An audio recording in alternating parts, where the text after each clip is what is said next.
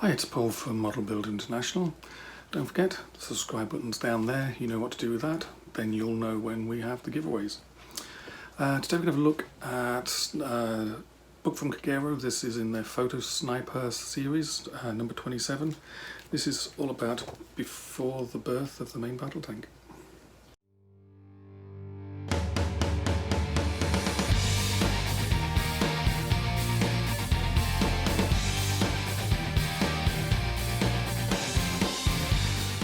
Okay, this is obviously from Kagero, Photo Sniper 27, before the birth of the main battle tank, Western tank development 1945 to 59, although it does wander a little past 1959 in some of the descriptions.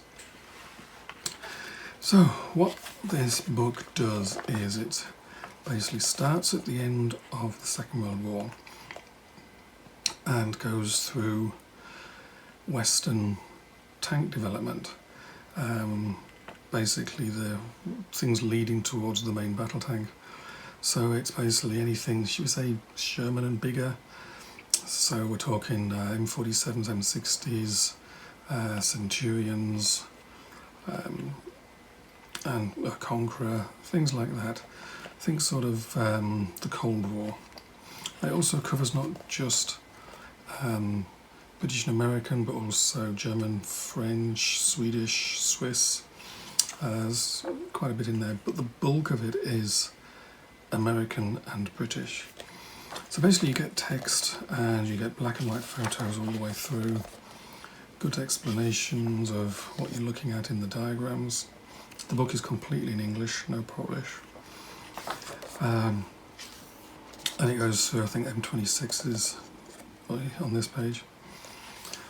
Also goes through the main gun development of the various countries, and also mentions the, as you can see here, the T29, 30, 34. It also goes through mentions the dead ends.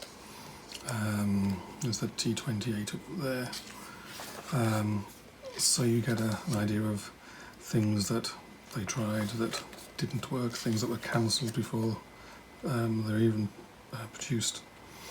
On the M47 talks about deliveries of weapons, of tanks to Germany and France after the war, and a little bit about their sort of, should we say, system of tank procurement and the different designs that or main design features that the different countries went for. So I go up to the M103s, then we come into the the British tanks. You'll find that the text is sort of not quite in line with the images. Like here we're still talking about M47s in the text, but we've got photographs of British tanks. That's basically because there's a lot of text about American and British tanks, and they've sort of scattered the photographs throughout, and at the end there's a much smaller amount of text on other countries, but they also have a fair few photographs. But anyway, there's one about the British tanks, that's the Centurions, talking about the West Germans buying French equipment there, FV214 under test, Conqueror, and some interesting things as well. At the Conqueror, sort of thought of as a big heavy lumbering thing, but actually it wasn't that bad. Had really pretty bad fuel consumption and range, but it was nimble for what it was. Yeah, more Centurions, a fuel tank for the Centurions on the back there, which apparently everybody hated. Different countries using the different tanks as well here. India, Switzerland and the Netherlands also bought Centurion Mark 7s.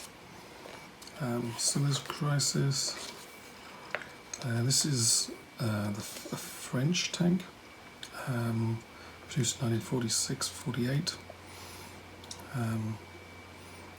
Basically, it was rushed into production. It was, as I say here, suffered from a whole range of mechanical problems. You can see some of these early French tanks lend a lot to the Panther.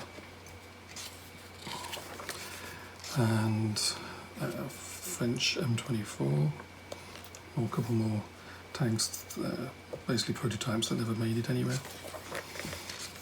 EMX-13, which was a success. And images.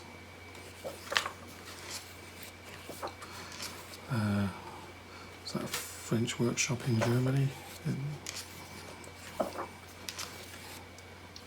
We're still talking about French tanks, and this is all French armour here. We're starting to talk about the Germany after the war. They had some of their own, basically some of their own ideas from wartime experience,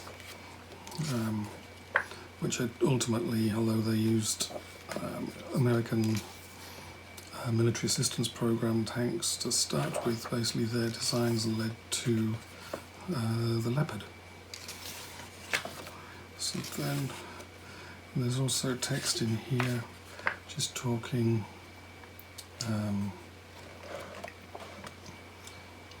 about Swiss tanks as well in Sweden.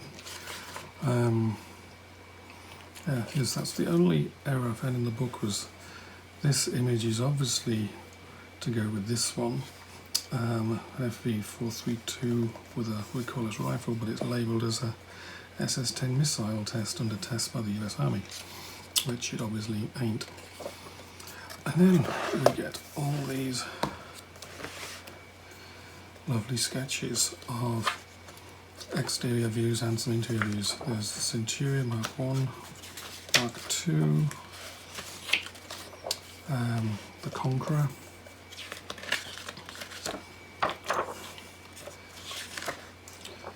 and then here we get a bunch of colour photographs as well. These are Israeli, and there's various bits and pieces in here.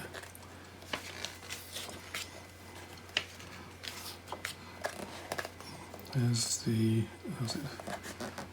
FV4005 with a whopping great big gun on it, but it was sort of tactically it would have been a nightmare. It's a 7.2 inch howitzer on there. Basically complete round, one single complete round weighed over 200 pounds. So it was hard to use. And then some colour plates of Centurions, M47s, 48s, Dutch Centurion, German M48, and so on and so forth, all the way up to the end. On the back here, Canadian Centurion. So all in all, it's a really good book, bringing you up to date with basically Allied or Western tank development post-war up to basically 1960. And then there's going to be another book, I'm not sure if they printed it yet or not, following on from here. In the text it talks about volume 2 and also other volumes as well, perhaps one for the Soviet Union and then later years as well. So it's a pretty neat book. There's lots of good information in there, lots of interesting facts, some good diagrams, and it's I enjoyed the read. So many thanks to Kagera for sending it along for us to have a look at.